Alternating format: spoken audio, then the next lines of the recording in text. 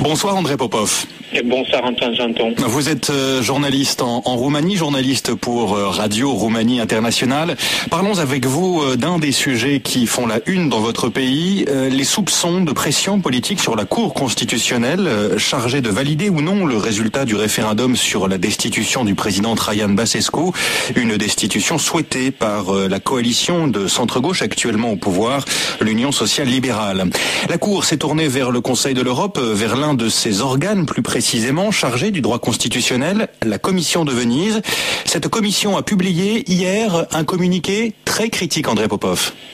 Tout à fait, il s'agit de pas plus de 10 lignes, une prise de position de Gianni Bucchicchio, qui est le président de cette commission de Venise, qui est un organe consultatif du Conseil de l'Europe sur les questions constitutionnelles, des propos publiés sur le site donc de cette commission, et Gianni Bucchicchio affirme donc dans cette communiqué qu'il est surprenant, voire choquant, que pour la deuxième fois en un mois pratiquement, une Cour constitutionnelle d'un État membre du Conseil de l'Europe et de l'Union européenne se sont obligés de faire appel à la Commission de Venise afin de protéger son indépendance. Le président de la Commission de Venise a exhorté les autorités et les partis politiques roumains à respecter pleinement l'indépendance de la Cour constitutionnelle roumaine et à s'abstenir désormais de l'exercice de toute pression sur cette institution. Il faut dire que le président de la Commission de Venise réagissait ainsi à une lettre que le président de la Cour constitutionnelle de Bucarest, le juge Augustin Zegren, avait envoyé à la Commission et à la commissaire européenne à la justice, Viviane Reding, où il dénonçait justement les pressions publiques auxquelles l'institution est soumise et même les menaces formulées contre un des juges et sa famille. Ces critiques formulées par la Commission de Venise interviennent dans un contexte déjà lourd en Roumanie. Le ministre de l'Intérieur a démissionné avant-hier, lundi, ce qui a entraîné un léger remaniement gouvernemental. Tout à fait. Le contexte est un peu difficile à expliquer pour quelqu'un qui n'est pas plongé au jour le jour dans l'actualité roumaine. Mais il faut dire qu'au début, la Cour constitutionnelle a été appelée à valider ou non le référendum du 29 juillet, disons la destitution du président Traian Băsescu. La pierre d'achoppement a été le nombre de Roumains inscrits sur les listes. Car, au terme de la loi, pour être valide, une telle consultation populaire doit avoir réuni la moitié plus une des personnes inscrites sur les listes électorales. Et donc, la Cour a voulu connaître le nombre exact et c'est là que les choses se compliquent. Le ministère de l'Intérieur lui a communiqué un chiffre pour revenir le lendemain et affirmer qu'il ne pouvait pas l'assumer.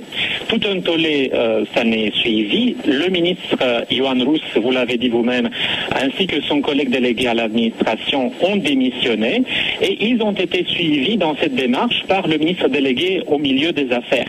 Et ces mouvements, justement, ont provoqué le remaniement gouvernemental dont vous parliez, un remaniement surprise. Le ministre de la Justice, Titus Corlățean, est passé aux Affaires étrangères, un poste auquel il avait aspiré dès le début. Et c'est désormais le chef du gouvernement lui-même, à savoir Victor Ponta, qui assume l'intérim de la justice en attendant que la juge Mona Pivniceru se décide si elle rejoint le gouvernement ou non dans donc la juge Mona Pivniceru qui a été désignée justement à ce poste de ministre de la Justice. Cette crise politique, André Popov, pourrait avoir des conséquences économiques également en Roumanie. Elle inquiète en tout cas le Fonds monétaire international qui se trouve en ce moment au chevet du pays. Effectivement, la mission conjointe du Fonds monétaire international, de la Commission européenne et de la Banque mondiale qui est en visite à Bucarest, justement pour évaluer l'accord préventif avec la Roumanie, s'est dite très préoccupée par la situation politique dans le pays et par ses effets économiques lors d'une rencontre avec le président par intérim Crin Antonescu. Mais celui-ci a assuré ses interlocuteurs que la crise politique ne portait pas atteinte aux pourparlers et aux engagements avec le Fonds international. Le Premier ministre, de son côté, a lui-même appelé au calme, au dialogue et à une communication plus organisée et plus coordonnée des membres du gouvernement au sujet de ce prêt.